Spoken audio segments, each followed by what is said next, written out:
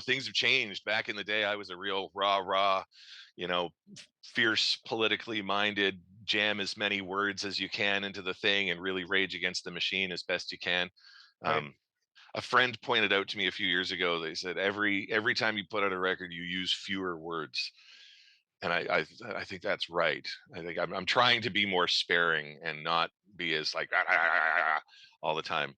But I don't know. My lyrical heroes are people like Leonard Cohen. I like the poetry of lyricism. I like a clever turn of phrase. I love as like Sage Francis, and I certainly followed him into the spoken word realm of like rapper slash poet. I did that for a lot of years.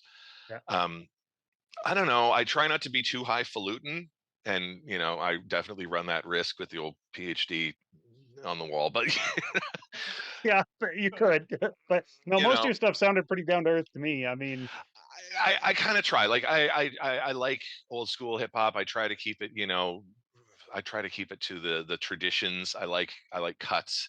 I like good beats. I like a nice chorus. I like clever turns of phrase. I like fun cadences and rhyme schemes. So I mean, I don't know. You get a lot of different stuff. Some of my things are real traditional. Some of my things are way more abstract. Some of my stuff is very improvisational and abstract. Um, I like making stuff. I mean, I tend not to think too much about the what it turns into. And honestly, one of my worst habits is that as soon as I'm done with a project, I'm done with it. Like I rarely stick around to promote the thing. I try to, like I've already got three other projects on the go. So I mean, you've dropped an album in 2023 and 2024 while I've been making AtSick, and like I really do my best to pay attention and click follow on every artist in Canada I see, and I didn't hear a peep about it until Epic was like, "Yo, you should talk to Herman of the Woods. He's good." yeah, I Um, when I put out Coastal in 23, yeah, I think I promoted that with three Facebook posts and a couple of Instagram yeah, things.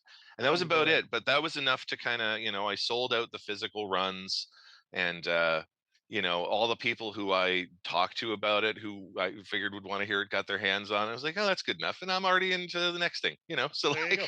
Hey, if you catch me on sell the out the next one. physical run, you're doing something right, man. That means you've got a core fan base who's rocking with it. So yeah, Well, I good mean, job on like that. Pharaoh Monch said, I went wood in the hood. Like I didn't exactly sell massive numbers, but like, Yeah. I'm not even trying to. If I can, I like physical things. I like CDs and tapes. I love still having those things. So I like making a couple and, get them to the people who might be interested in that sort of thing. And then my job's done.